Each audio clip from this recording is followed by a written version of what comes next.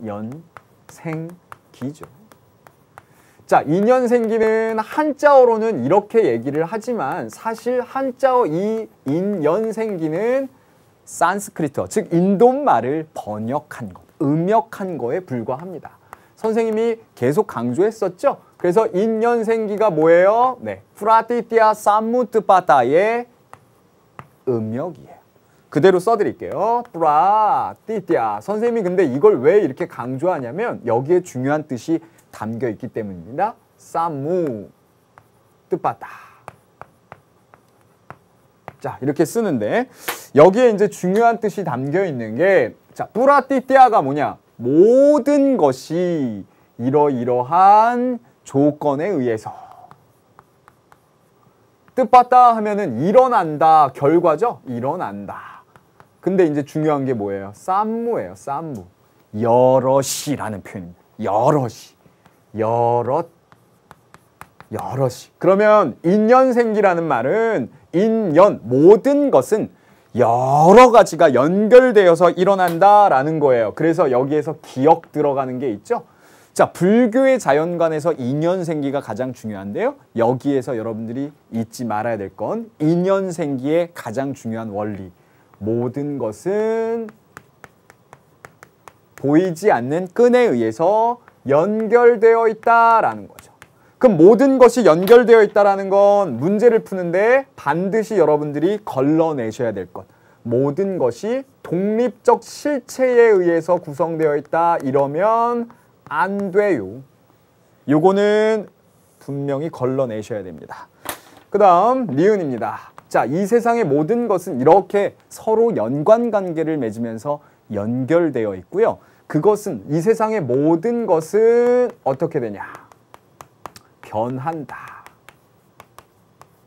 그러면 문제를 푸는데 불교의 자연관을 물어보면서 이 세상에 모든 것이 불변하는 실체가 있다 이러면 요것도 틀린 문장.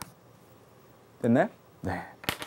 그래서 모든 것은 연결되어 있고 모든 것은 변한다라고 얘기하기 때문에 결국 불교의 자연관에서 가장 중요한 것은 이 인연생기를 이해하셔야 되고요. 그렇다면 마지막 이제 디귿이 나오겠죠. 자, 디귿은 결국엔 모든 것이 연결되어 있기 때문에 생명을 어떻게 소중히 여긴다. 사실 이 생명을 소중히 여김 자체가 뭘 상징하느냐? 이게 바로 자비의 윤리를 얘기합니다.